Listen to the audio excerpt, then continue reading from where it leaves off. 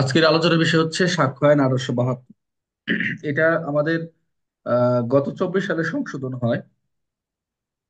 তো সংশোধনের কিছু অনেক গুরুত্বপূর্ণ যে বিষয়গুলো থাকে এগুলো আমরা একটু জোর দেবো বেশি। আর সাক্ষ্য আইনের যেগুলার যে বিষয়গুলো সংশোধন হয়েছে, যেমন ডিজিটাল কিছু কিছু রেকর্ড, ডিজিটাল সাক্ষ্য, এগুলো সংশোধনে আনা হয়েছে। যেহেতু তথ্য প্রযুক্তির যুগ, ইলেকট্রনিক প্রিন্ট মিডিয়ার যুগ, এই জন্য অনেক কিছু এই সাক্ষ্য আইন সংশোধন করা হয়েছে।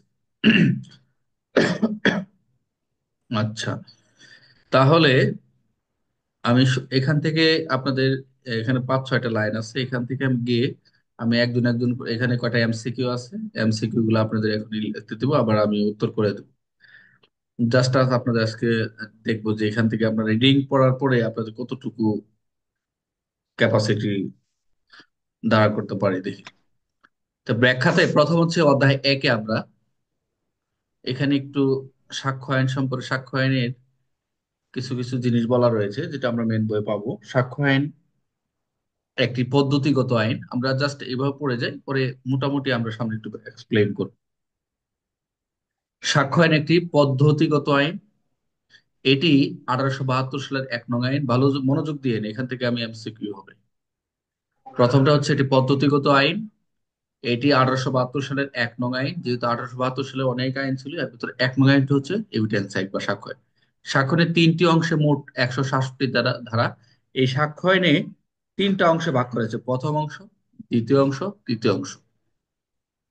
এই 3টি অংশ ধারা রয়েছে আমাদের 166টি এবং 11টি অধ্যায় রয়েছে। এই আবার 3টি অংশে মোট অধ্যায় হচ্ছে 11, 11। 1871 সালে ব্রিটিশ পার্লামেন্টে এই আইনটি যখন, যিনি জনাব আমাদের স্যার জেমস স্টিফেন, এখানে জেমস স্টিফেন, এখানে ফিট যেটা লেখছে ফিটস, এত দরকার নেই আপনার, যে জেমস স্টিফেন কে স্বাক্ষরের একটি খসড়া প্রস্তুত করার দায়িত্ব প্রদান করা হয়। এটা জাস্ট স্টিফেন, আমরা তো ওই যে রাষ্ট্রবিজ্ঞানের বিভিন্ন কিছু আমরা ওনাকে জানছি। তো এখানে কে করছে, কে খসড়া প্রস্তুত করছে, এই ধরনের এখন মধ্যে কোনো এমসিকিউ আসে না, এগুলো আসবে না। এগুলো হচ্ছে বার কাউন্সিলের জন্য অনেক সময় আসে। তো তাকে দায়িত্ব প্রদান করা হয়েছিল।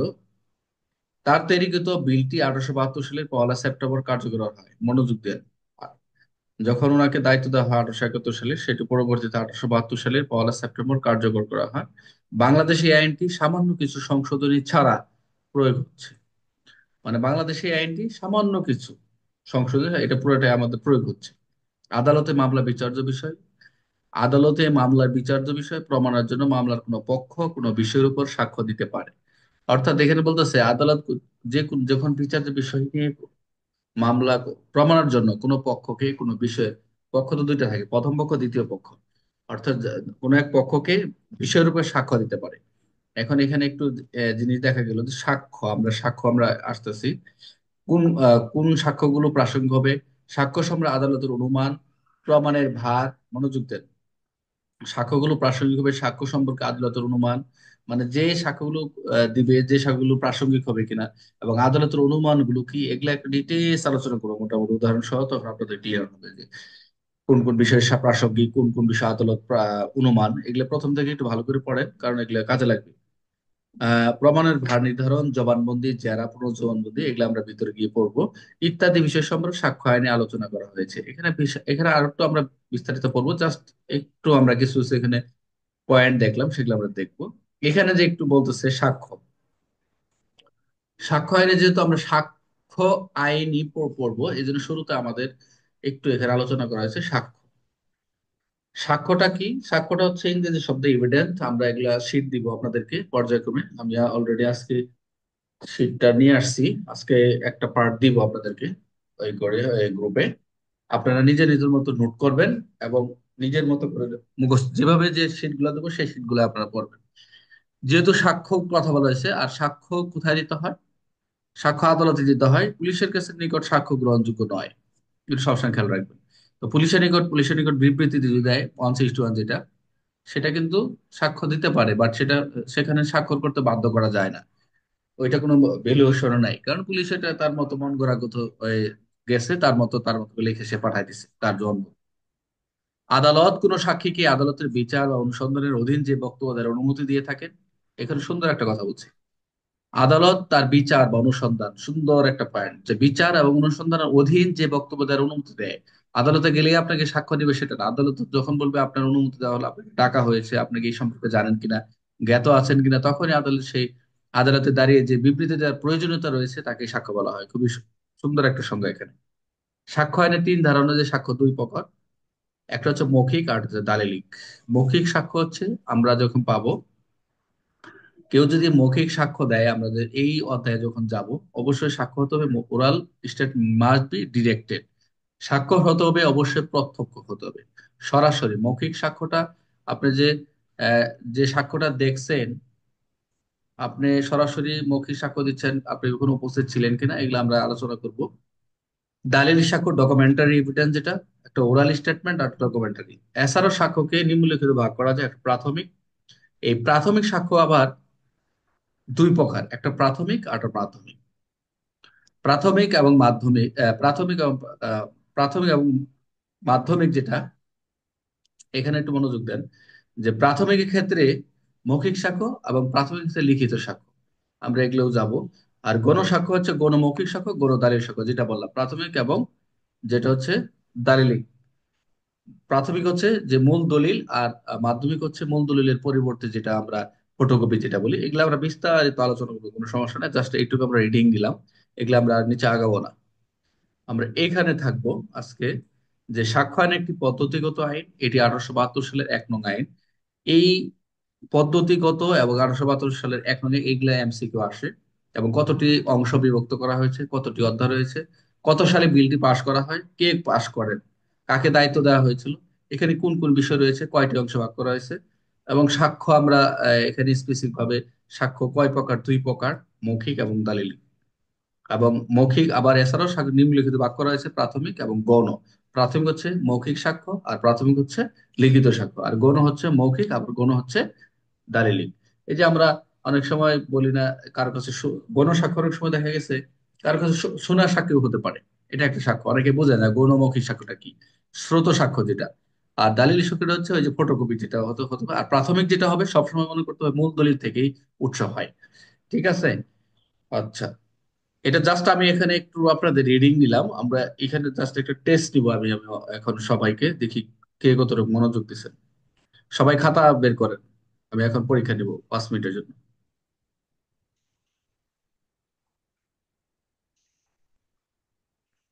খাতা বের করছেন সবাই?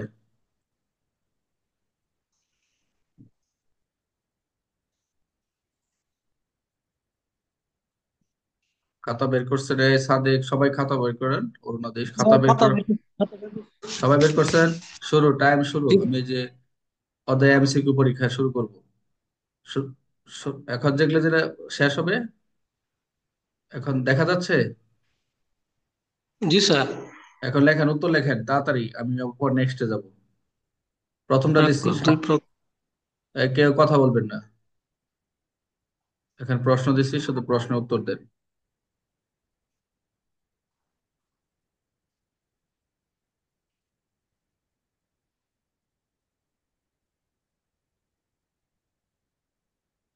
দেখা হয়েছে সাক্ষ্য?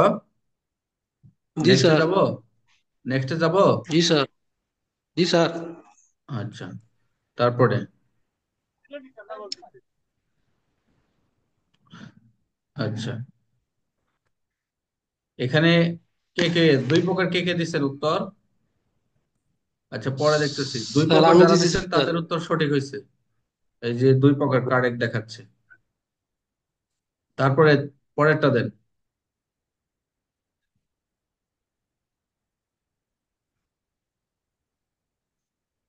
তারপরটা দিচ্ছেন যে 1872 সাক্ষরের খসড়া প্রস্তুত কে করেন? জি স্যার। পরে যেতে তিন পারি? Number sir. 3 নাম্বার, আচ্ছা। জি স্যার। তারপরে যারা জেমস স্টিফেন দিচ্ছেন তার একটা সঠিক হয়েছে। তারপর 3 নাম্বার, সাক্ষ্য আইন একটি কি? এক। পদ্ধতিগত কার্যপ্রণালী, প্রসিডিউরাল ল, উল্লেখিত। সবগুলা শব্দ একই পদ্ধতিগত স্যার। শব্দ, হ্যাঁ, সবগুলা শব্দ একই শব্দ।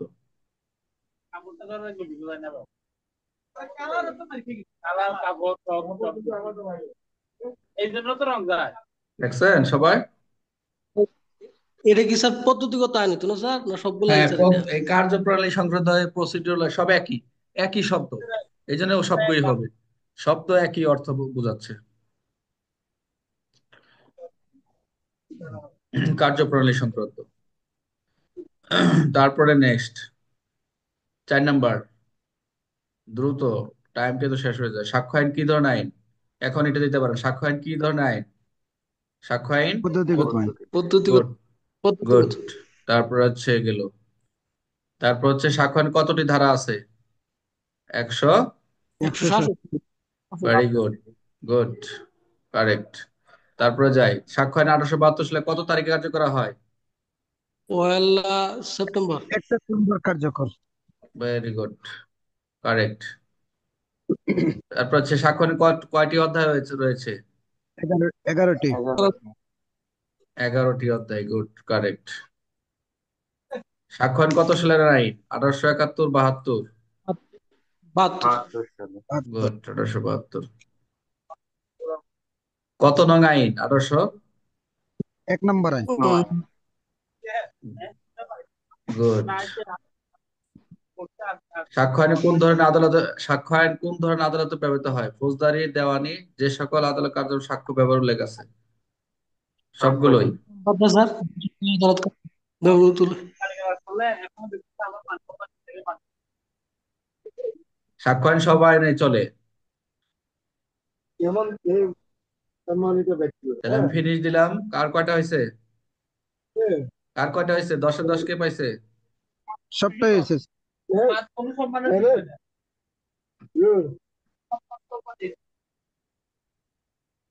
সবার কি হয়েছে 10-এ 10?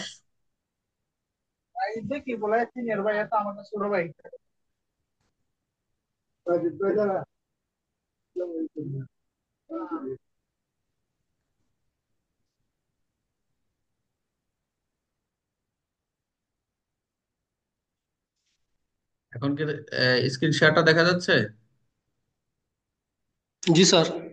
আজকে ক্লাসটা নিতে চাইনি, তবু কারণ হচ্ছে একটু টেস্ট করলাম। 10-এ 10 কে কে পাইছে? সবাই পাইছে 10?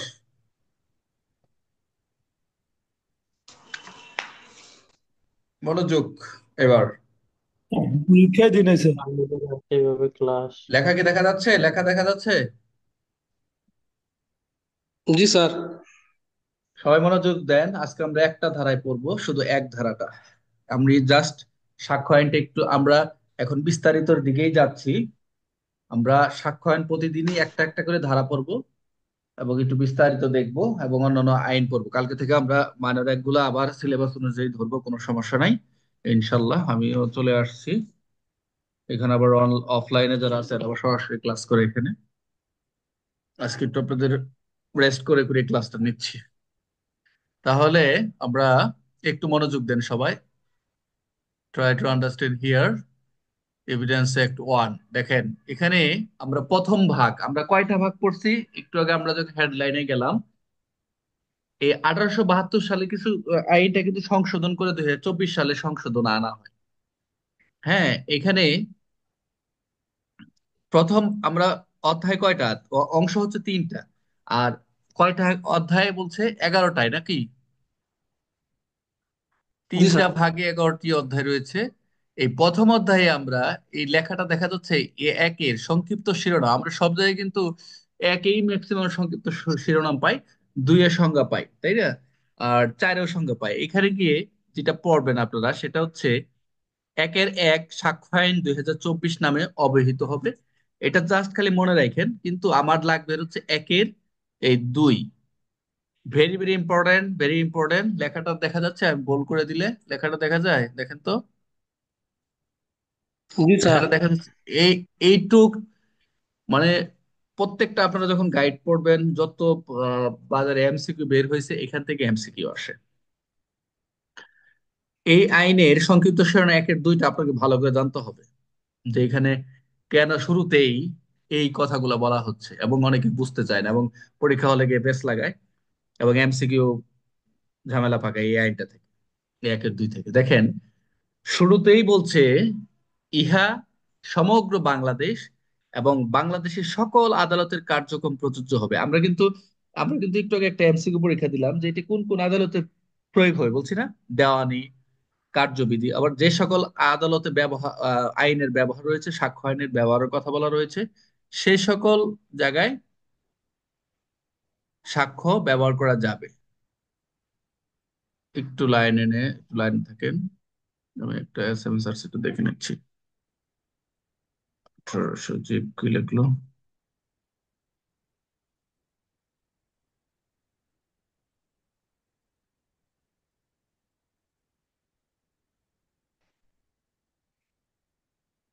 আচ্ছা, যে কথাটা বলতেছিলাম, ওই এই আইনটি সমগ্র বাংলাদেশ এবং বাংলাদেশের সকল আদালতের কার্যক্রম প্রযোজ্য হবে। তবে এই তবেটাই হচ্ছে আপনাদের ইম্পর্টেন্ট এবং জানার বিষয়। তবে একটা কন্ডিশন দিল, নিম্নলিখিত ক্ষেত্রে সম্পূর্ণভাবে প্রযোজ্য হবে না, ডাইরেক্ট বলে দিচ্ছে।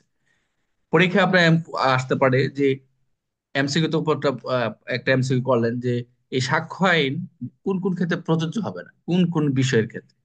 যে সালিসি কার্যক্রম যদি থাকে, যে সালিসি যে সকল বিষয়ের সাথে সম্পৃক্ত হয়, এই সালিসির ক্ষেত্রে কার্যক্রম ক্ষেত্রে সাক্ষ্য আইনটা কি প্রযোজ্য হবে না, প্রযোজ্য হবে না।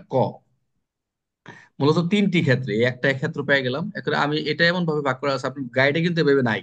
আর মেইন বই যারা পড়তেছেন তারা দেখবেন কি সবকিছু রিডিং এর মতো, কিন্তু আপনাদের একবার ধরে ধরে পড়াচ্ছি তো দেখবেন আপনারা যারা মেইন বই বের করছেন এরকম কিন্তু নাই। কিন্তু আমি আপনাদের এখান থেকেই পড়াচ্ছি যাতে আপনারা নোট করে করে নিয়ে নিয়ে আমরা সামনে আগাইতে পারেন। এবং এমসিকিউ যেহেতু পরীক্ষা দিয়ে ভেঙে ভেঙে দিচ্ছি সব। সালিসি কার্যক্রম, আদালতে বা কর্মকর্তার নিকট দাখিল কোনো কোনো এফিডেভিট, এই যে এফিডেভিট এর ক্ষেত্রে আপনারা একটা হচ্ছে সালিসি আর হচ্ছে এফিডেভিট। এই যে মামলা প্রমাণের জন্য বিভিন্ন কিছু বিভিন্ন ভাবে এফিডেভিট করে না, দালিলিক ভাবে একটা এফিডেভিট করে নাই, দাখিল কিন্তু এফিডেভিট, এটা আর কি কোনো সাক্ষ্য, এটা কোনো আদালতে কোনো প্রযোজ্য হয় না আর কি এই ক্ষেত্রে। সাক্ষ্য আইনের ক্ষেত্রে এই যে এফিডেভিটের ক্ষেত্রে আদালতে বা কর্মকর্তার নিকট সেটা গ্রহণযোগ্য হয় না, মানে প্রযোজ্য হবে না এক কথায়। আরেকটা বিষয় হচ্ছে, এক হচ্ছে সালিসি আর হচ্ছে এফিডেভিট। আরেকটা বিষয় দেখেন, the army act 1952, naval discipline ordinance 1961, অথবা এয়ারফোর্স 53, এক মনে রাখবেন এভাবে যে আর্মি 1952 সাল এবং এয়ারফোর্স 1953 সাল এবং নাভাল ডিসিপ্লিন 161 এর আওতায় গঠিত কোর্টস মার্শালের কার্যক্রম, এই যে সেনা, নৌ, বিমান যাই কিছু বলেন না, এখানের ক্ষেত্রে যে কোর্ট মার্শালের ক্ষেত্রে প্রযোজ্য হবে না। আপনারা লিখবেন সালিসি কার্যক্রম এফিডেভিটের ক্ষেত্রে এবং আর্মি, নৌ, বিমানের ক্ষেত্রে এর আওতাভুক্ত গঠিত কোর্ট মার্শালের কার্যক্রমের ক্ষেত্রে সম্পূর্ণভাবে প্রযোজ্য হবে না, হবে না, হবে না। ক্লিয়ার? এই একের দুইটা কে কে বুঝেন নাই বলেন, এবং দ্রুত মুখস্থ করেন, অথবা বইয়ে আছে, কে কে বুঝে নেয় আর খ বলেন, এটা নাম্বার লাগবে। আদালত বা স্যার, খ নাম্বারটা স্যার একটু আদালত বা কর্মকর্তার নিকট দাখিলিত কোনো এফিডেভিট বলতে এটা স্যার কি বোঝায়? মানে আমরা তো আদালতে সবকিছু সাক্ষ্য আইন উদ্দেশ্যটা কি? সাক্ষ্য আমি একটু আগে বলছিলাম যে আদালতের কাছে কোনো কিছু আদালতের অনুমতি নিয়ে মৌখিক বা দালিলিক উপস্থাপন করাকেই সাক্ষ্য বলে, এটাই তো সাক্ষ্য। বাট বুঝতে পারছো যে আদালতে আমি জি কিন্তু স্যার। আগে পড়লাম যে আদালতে অনুমতি নিয়ে, আদালতের অনুমোদন দিলেই তুমি আদালতে গিয়ে সাক্ষ্য দিতে পারো, এর আগে না। এখন সাক্ষ্যটা হয়তো হবে দুই ধরনের, একটা হচ্ছে মৌখিক আর একটা হচ্ছে দালিলিক। এখন যদি সে জি এই যে এফিডেভিট বলে না, মনে করো যে কোনো একটা সার্টিফিকেট হারাই গেছে বা কোনো কিছু আহ প্রত্যয়ন দরকার, বা তখন এটা যে কোনো ভাবে এফিডেভিট করে।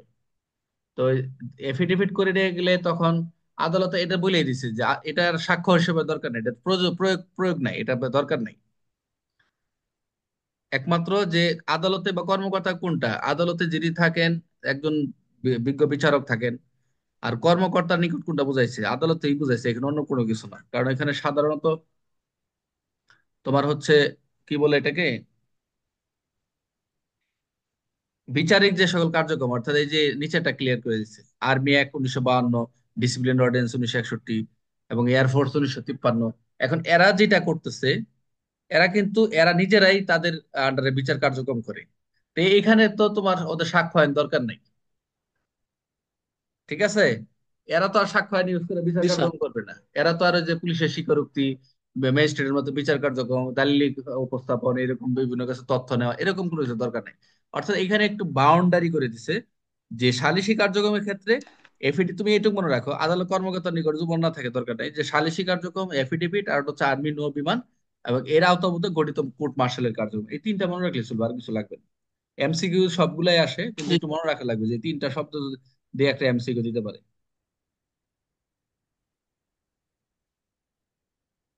বুঝতে পারছো? জি স্যার। চঞ্চল দা,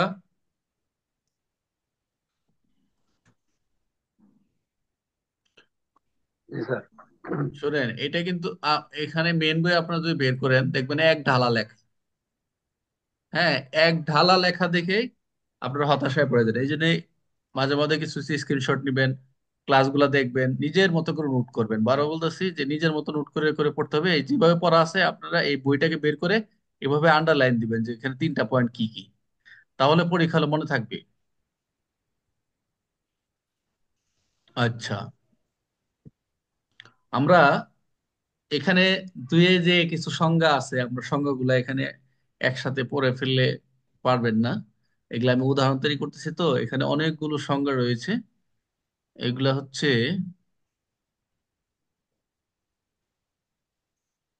আচ্ছা, এখানে একটু দেখেন, এগুলা আগে উপর থেকে পড়াচ্ছি না, এগুলো একটু হার্ড আছে, এগুলো আমি উদাহরণ তৈরি করতেছি।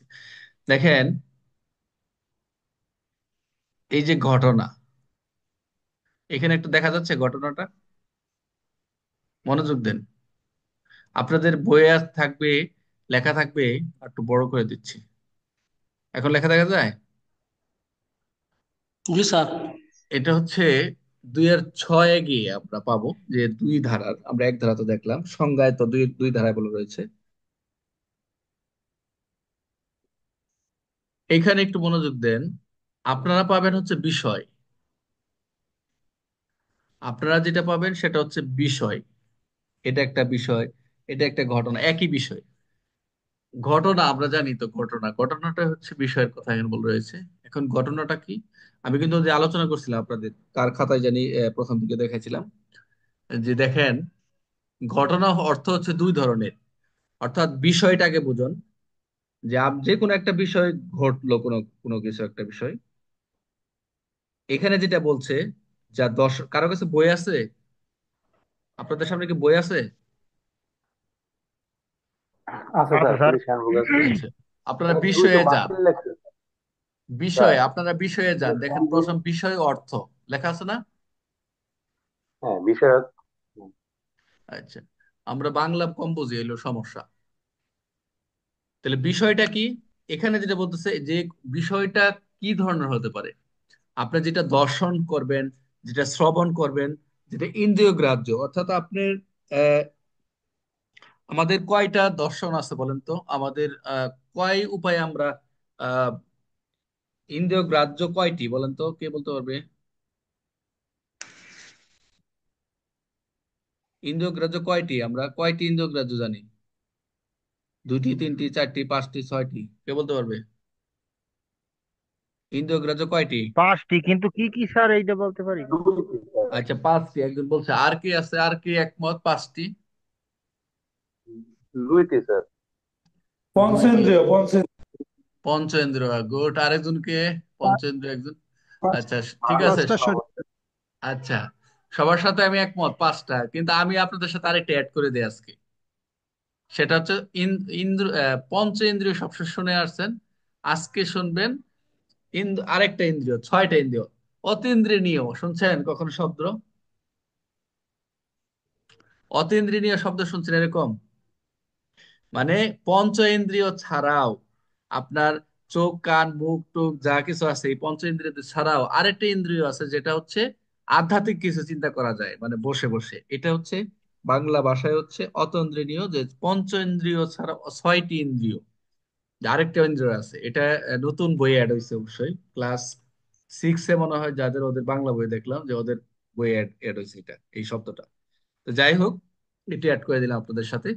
তো এই যে প্রথম যে বিষয়টা হচ্ছে, এই পঞ্চেন্দ্রিয়ের মাধ্যমে আপনি দর্শন যোগ্য, শ্রবণ যোগ্য, ইন্দ্রিয় গ্রাহ্য। তো দর্শন যোগ্য, আপনি যেটা দর্শন করতেছেন, আবার ধর্ষণ না, দর্শন। শ্রবণ করতেছেন, যেটা আপনাকে শ্রবণ নিচ্ছেন। আর ইন্দ্রিয় গ্রাহ্যও কিন্তু আমরা যেটা পঞ্চেন্দ্রিয়ের মাধ্যমে স্বাদ, গন্ধ, নিঃশ্বাস, স্পর্শ, এগুলো আমরা পাই। এটা একটা বিষয়। আর একজনে বলছে না, বিষয় দুই ধরনের, কে জানি বললো যে ইন্দ্র দুই ধরনের। মানে এই ওরা পুরোটাকে, এই পাঁচটাকে না করে দুইটা করছে দেখেন। আরেকটা হচ্ছে কোন একটা মানসিক অবস্থা যার সম্বন্ধে কোনো ব্যক্তি সচেতন, মনোযোগ দেন, এটা অনেকে বুঝে না। এই বিষয়টা অনেকেই বোঝে না যে আজকে উদাহরণটা ক্লিয়ার করে দেই, তাহলে একটা ক্লিয়ার হবে। কোনো একটা ব্যক্তি যখন কোনো অপরাধ করতে যায়, তার মনে যদি বাধা দেয় যে এই অপরাধটি, আহ যে কাজটি করতেছে এটা হচ্ছে করলে অপরাধ হবে, এই যে তার যে একটা মানসিক ভাবে সচেতন, রাস্তাতে হেঁটে যাচ্ছে, সে একটা ময়লা থ্রো করতেছে না, অর্থাৎ তার নিজের কাছে রেখে দিচ্ছে। অথবা রাস্তায় সে গাড়ি চালাচ্ছে, তার গাড়ি চালানোর জন্য তার যা যা রিকোয়ারমেন্ট লাগবে সে তার কাছে রাখতেছে। এই যে কোনো একটা মানসিক যে অবস্থা, ওই ব্যক্তি সচেতন। আর সচেতন হলেও সেটা একটা তার বিষয়, কিন্তু এটা একটা ঘটনা। এখানে এই কথাটাই বলছে যে ঘটনা। তাহলে আমরা দুইটা বিষয় দেখলাম, একটা হচ্ছে ইন্দ্রিয় গ্রাহ্য, আর একটা হচ্ছে মানসিক মানসিক অবস্থা। এইটুকু মনে রাখলে চলবে যে বিষয় দুই ধরনের, একটা হচ্ছে ইন্দ্রিয় গ্রাহ্য, আর একটা হচ্ছে মানসিক অবস্থা। মনে থাকবে আপনাদের? এমসিকিউ আসলে লিখবে যে বিষয় কয়টি হতে পারে, দুইটি, একটা হচ্ছে ইন্দ্রিয় গ্রাহ্য, আর একটা হচ্ছে মানসিক অবস্থা। ক্লিয়ার? আমি এগুলো আরো উদাহরণ দিব, সমস্যা নাই। এই জন্য একটা একটা ধারা পড়াবো, তো এই জন্য এই আইনগুলো একটু ভালো করে পড়তে হবে, কারণ সাক্ষ্য আইনটা যদি ভালো করে ভালো করতে পারেন, দুই পার্টেই সাক্ষ্য আইনের প্রশ্ন থাকে, সাক্ষ্য আইন প্রশ্নটা যদি ভালো লিখতে পারেন, ফুল মার্ক পেতে পারেন, 5 5 10 10 20। তাহলে আপনার মোটামুটি দেখবেন যে 7 8 করেও যদি পান, তা মোটামুটি অঙ্কের মতো মার্ক। অন্যান্য রিটার্নে দেখা যাচ্ছে অন্যান্য 1 2 কম পাইলেন, সাক্ষ্য আইনে ভালো করলেন। সবসময় সাক্ষ্য আইন ভালো করতে হবে, সাক্ষ্য আইন প্যানেল কোড। সাক্ষ্য আইন প্যানেল কোড ফুল মার্ক পাইলে আপনি মোটামুটি মার্কে আগাই গেলেন। অনেকে কি করে, এই যে সাক্ষ্য আইন খারাপ করে, অন্যান্য 2 3 করে মার্ক পেতে পেতে পরে ফেলে ফেলে অপশনে চলে যায়। আচ্ছা, এখানে একটু উদাহরণ দেখেন। এই উদাহরণগুলো আর একটু ক্লিয়ার হয়ে যাবে। কোনো একটি নির্দিষ্ট স্থানে কত বস্তু বা জিনিস নির্দিষ্ট বিন্যাসে সুবিন্যস্ত রয়েছে, এটা একটা ঘটনা। আচ্ছা, এটার উদাহরণটা একজন দেন তো, কে বলতে পারবেন? এই যে একটা উদাহরণ, একটা কোন একটা নির্দিষ্ট স্থানে কত বস্তু জিনিস নির্দিষ্ট বিন্যাসে সুবিন্যস্ত রয়েছে, এটা একটি ঘটনা। কে বলতে পারবেন এটা? একটা উদাহরণ দেন তো, একজন উদাহরণ দেন, এটার মানেটা কি?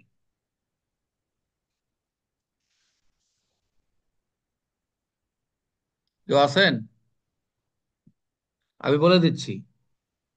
যেমন লাইব্রেরিতে গেছেন না, বইয়ের লাইব্রেরি। বইয়ের লাইব্রেরিতে বইগুলো খুব ডিসিপ্লিন থাকে না, খুব সাজানো থাকে না, গুছানো থাকে না, নির্দিষ্ট স্থানে থাকে না? হ্যাঁ, এই কোনো একটা জি স্যার। বিষয় নির্দিষ্ট স্থানে কত জিনিস বিন্যাস শুনেছে, এটা একটা ঘটনা। মানে বইগুলো সুন্দর করে ক্রমানুক সারেক বা যেটাই হোক না কেন, সুন্দর করে আপনাকে সাজানো আছে, এটা একটা বিষয়।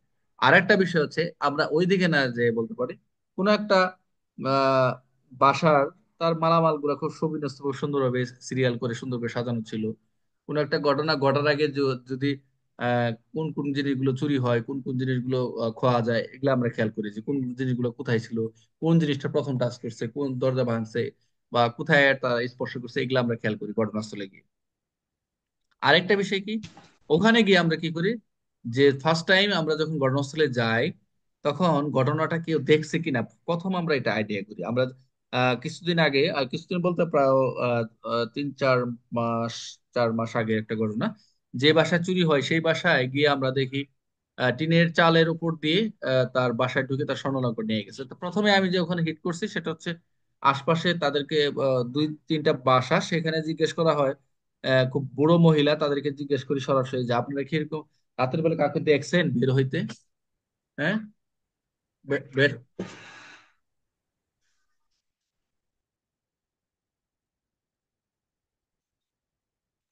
এই আপনারা কি চিল্লাচিল্লি শোনেন নাকি? এখানে পাশের এক বাসায় তো মানে ধরে পিটাচ্ছে, এমন অবস্থা শোনা যায় আপনাদের চিল্লাচিল্লি। না স্যার। আচ্ছা, গুড। তাহলে আমি যে পয়েন্টটা বলতে চাচ্ছিলাম, প্রথম যে বিষয়টা থাকে আমার ইয়েতে, যে কেউ কি আপনি কি কাউকে দেখেছেন? কেউ কিছু বলতেছেন? জয় বাংলা স্লোগান দেয় জানি কেডা। এগুলা এখন এখানে রেকর্ড হচ্ছে, কেউ এখানে স্লোগান টোগান দিও না, এখানে আইন পড়তেছি। ফাঁকে ফুঁকে অন্য কোনো কমেন্টস করো না। ক্লাস যখন টাইম শেষ করব তখন কথা বলো, রেকর্ডটা স্টপ। এটা তো সারা বাংলাদেশ যায়, এই জন্য এখন কোনো আলাদা তোমরা কথা বলবে না প্রয়োজন ছাড়া। তাহলে কোনো একটা আমরা যখন তাকে জিজ্ঞেস করি যে দেখেছেন কিনা বা শুনেছেন কিনা, আর শুনেছেন বিষয়টা কি, যে আসলে কি এই বাসায় চুরি হয়েছে আপনি জানছেন? হ্যাঁ, উনি বলবে হ্যাঁ আমি সকালে তো শুনলাম, তো রাতের বেলা তো হইচই করতেছিল, যেখানে বলে কি চুরি হয়েছে না কি হয়েছে বা একটা ঘরে তো মার্ডার হয়েছে এরকম। এটা একটা ঘটনা বা একটা বিষয়, এটা একটা ঘটনা, মানে ঘটনাটাকেই বিষয়ে আহ হিসাবে ধরা হয়েছে একই। আপনি যদি বিষয় মানে রিলিভেন্ট ফ্যাক্ট, যেটা আর কি বিচার্য বিষয়, ফ্যাক্ট বলি, ফ্যাক্ট। আচ্ছা, ঘটনায় এখন এখানে তো ঘটনা বলতে পারেন ইনসিডেন্ট, অকার, হ্যাপেনিং, কিন্তু আইনে সাক্ষ্য আইনে তো এরকম কোনো শব্দ ব্যবহার করা নাই, ফ্যাক্ট ব্যবহার করা হয়েছে। আরেকটা বিষয় হচ্ছে কোনো নির্দিষ্ট কিছু বলি আছে, এটা একটা ঘটনা। এই যে যখন ওখানে ঘটনাস্থলে গিয়ে যখন কোনো কাউকে ডেসক্রিপশন করবে, কোনো কিছু বলবে যে কিভাবে হয়েছে, আপনি বলেন তো, যিনি ভিকটিম অথবা যিনি ক্ষতিগ্রস্ত বা সংক্ষুব্ধ যাই বলো না কেন, তখন সে যখন নির্দিষ্ট কিছু বলবে, সে তখন ওই ঘটনাটা যখন একটা ডেসক্রিপশন করবে বিস্তারিত, তখন এটা একটা ঘটনা। ক্লিয়ার? এজাহার আকারে যখন এটা একটা ঘটনা, আমরা বলি না ঘটনাটা কি, বিষয়টা কি, আর দ্য সেম। সর্বশেষ বলছে কোন ব্যক্তি নির্দিষ্ট মত পোষণ করে। এখানে দেখেন মনোযোগ, কোন একটা ব্যক্তির নির্দিষ্ট মত থাকতে পারে, সেটা পোষণ করে। যেমন কোন অভিপ্রায় পোষণ করে, একটা মত পোষণ করে আর একটা অভিপ্রায় পোষণ করে। সরল বিশ্বাসে দেখেন, প্রথমটা হচ্ছে সরল বিশ্বাস, গুড ফেইথে বা প্রতারণামূলক, যেটা ফ্রডেনলি কোনো কার্য সম্পাদন করে। কোনো কাজ একটা সরল বিশ্বাসও হতে পারে, অথবা প্রতারণামূলক ভাবে কার্য সম্পাদন করে, অথবা বিশেষ কোনো নির্দিষ্ট কোনো অর্থে ব্যবহার করে, অথবা সুনির্দিষ্ট বিশেষ কোনো এক সময় কোনো বিশেষ অনুভূতি সম্পর্কে জ্ঞাত ছিল। এটা একটি ঘটনা। এই যে আমরা এতক্ষণ যে বক বক করলাম, যে উপরে যে আমরা দেখলাম যে যেসব ইন্দ্রিয় গ্রাহ্য মানসিক অবস্থা, যাই কিছু থাক সবকিছু মিলিয়ে হচ্ছে একটা ঘটনা। অর্থাৎ কেউ যদি নির্দিষ্ট মত পোষণ করে, অভিপ্রায় পোষণ করে, সরল বিশ্বাস করে, প্রতারণামূলক ভাবে যাই কিছু করে, যদি তার ভিতরে কি, তার ভিতর অনুভূতি যে সম্পর্কে জ্ঞাত ছিল যে আমি অপরটা, আমি আমার আমার দ্বারা হয় না, এটাও তার একটা ঘটনা। আরেকটা বিষয় হচ্ছে, সর্বশেষ বলছে পঞ্চম, যে কোনো ব্যক্তির বিশেষ খ্যাতি রয়েছে, এটা একটি ঘটনা। খুবই একটি সুন্দর একটি শব্দ, যে খ্যাতি। মানুষের এই লাইনটার কে বলতে পারবে এক্সপ্লেন করতে? কোনো একটি ব্যক্তির কোনো বিশেষ খ্যাতি রয়েছে, এটা এটা একটা ঘটনা। এটা কে বলতে পারবে বলেন তো, একটা উদাহরণ দেখি কার মাথায় ধরে এটা। বলতে স্যার এটা মানে ভালো দিকটা বোঝাচ্ছে না, সুনাম দিকটা স্যার। গুড, এই যে একজন মাথায় ধরছে, যে কোনো ব্যক্তির অনেকগুলো গুণ থাকতে পারে, যে সকল তার গুণাবলী যে রয়েছে, সে একজন ভালো চরিত্রের, বা সে এলাকার চেয়ারম্যান, বা এরকম, মানে তার যে বিশেষ খ্যাতি রয়েছে, এই যে তার যে গুণগুলো বর্ণনা করা হয়, এটা একটা ঘটনা।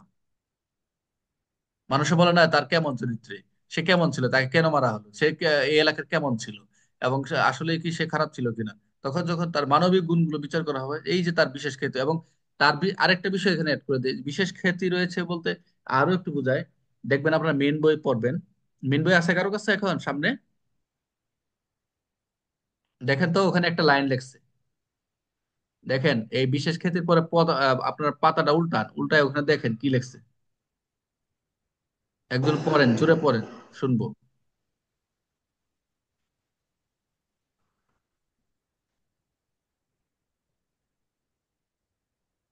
কেউ নাই? সব কি ঘুমাই গেল নাকি? আর প্রাসঙ্গিক লেখা। হ্যাঁ, কি লেখছে, কি লেখছে? পুরাটা পড়েন, প্রাসঙ্গিক। মানে কি, আর লাইনটা পড়েন। ওহ, একটি বিষয়কে অন্য একটির প্রাসঙ্গিক তখনই বলা হয় না না যখন না, একটি অন্যটির প্রাসঙ্গিক না, না প্রাসঙ্গিক না, সহিত। এটা আর কিছু লেখে নাই, কোনো খ্যাতি রয়েছে, এটা একটা ঘটনা, কোনো না, কিছু লেখে নাই।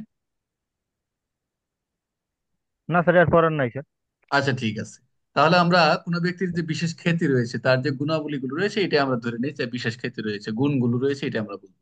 তাহলে আমরা উদাহরণগুলো দিয়ে আমরা কি বুঝলাম, যে আমরা এখানে পুরোটা সব পাঁচটা উদাহরণ দিয়ে পাঁচটি ঘটনা জানলাম। ঘটনাগুলো বিভিন্ন রূপে হতে পারে, বিভিন্ন বিষয় হতে পারে। কোনো একটা শোনা ঘটনা, কোনো একটা দেখা ঘটনা, কোনো একটা বর্ণনামূলক ঘটনা, তারপর কোনো একটা বিষয়ের সুবিন্যস্ত রয়েছে, এটাও একটা ঘটনা বা বিষয়। বা কোনো একটা মত পোষণ করে, এটা একটা ঘটনা। কোনো একটা সরল বিশ্বাস করছে, এটাও একটা ঘটনা। কোনো একটা প্রতারণামূলক ভাবে কোনো একটা অপরাধ করছে বা ঘটনা ঘটাইছে, সেটাও একটা ঘটনা। নির্দিষ্ট কোনো কিছু অর্থ বোঝাচ্ছে, সেটাও একটা ঘটনা। কোনো কিছু অনুভূতিকে প্রকাশ করছে, তার জ্ঞাত ছিল, এটা একটা ঘটনা। আর বিশেষ সময় তার যে মানসিক বা সচেতন ছিল ওই ব্যক্তি, এটা একটা বিষয় বা ঘটনা। আর কোনো ব্যক্তির বিশেষ খ্যাতি রয়েছে, এটা একটা ঘটনা। আপনারা মেন বইগুলো বারবার রিকোয়েস্ট করতেছি, যেহেতু আপনারা আমার মতে আপনারা একবারই পরীক্ষা দেন, একবারই পরীক্ষা দেন, ভালো করে পড়েন। আমি মেন বই থেকে পড়াচ্ছি, বারবার বলতেছি, মেন বইয়ের বাইরে যাব না। কোনো গাইড আমরা পড়বো মাত্র 2 মাস আগে, 20 থেকে 25টা প্রশ্ন পড়বো, এর বেশি পড়বো না। বারবার বলতেছি, মেন বই থাকেন, সব জায়গায় ফালাই দেন। একটু কষ্ট করেন, আমি কষ্ট করতেছি, আপনারা একটু কষ্ট করেন। তাহলে আমরা এখানে সাক্ষ্য আমরা আজকে যেটা দেখলাম, প্রথম দিক থেকে মোটামুটি টেস্ট, এমসিকিউ একটা টেস্ট নিলাম। আমরা এখানে 1-2-এ যেটা আমরা দেখলাম খুবই গুরুত্বপূর্ণ, যে কোন কোন ক্ষেত্রে প্রযোজ্য হবে আর কোন কোন আদালতে প্রযোজ্য হবে না। কোন কোন ক্ষেত্রে কোন কোন বিষয় প্রযোজ্য হবে না, সেটা আমরা 3টি ক্ষেত্রে দেখলাম। আপনারা এটা মেইন বই একটু দেখে নেবেন। আর এখানে আজকে একটা যেটা দেখলাম সেটা হচ্ছে ঘটনা 2-6 দেখলাম না। হ্যাঁ, 2-এর সঙ্গে গিয়ে আমরা 2-6-তে দেখলাম ঘটনা বা বিষয়, যেটাই লেখেন সমস্যা নাই। এখানে 5টি বিষয় আমরা দেখলাম। আমি কালকে থেকে এগুলো আর একটু খুব মজা করে পড়াবো, উদাহরণ দিয়ে দিয়ে। আজকে আমি এসে পৌঁছলাম, তো ওই জন্যই মোটামুটি ক্লাস রেডি রাখছিলাম। এইটুকু আজকে থাক, আর তো আগাইলে পারবেন না। আর আমরা মাইনরেট আবার কালকে থেকে শুরু করে আবার সাক্ষ্য আমরা নেক্সট থেকে শুরু করবো, প্রতিদিনই পড়বো। সাক্ষ্য আমি আধা ঘন্টার মতো সময় নেবো, পরে মাইনরেট আধা ঘন্টা। আশা করি আপনারা সময় দিবেন, সমস্যা নেই। আচ্ছা, কার কোনো সমস্যা আছে? বনফুলের এখানে আসেন। হ্যাঁ, বনফুল রেখে দেবে। কি কয়, আমি এখন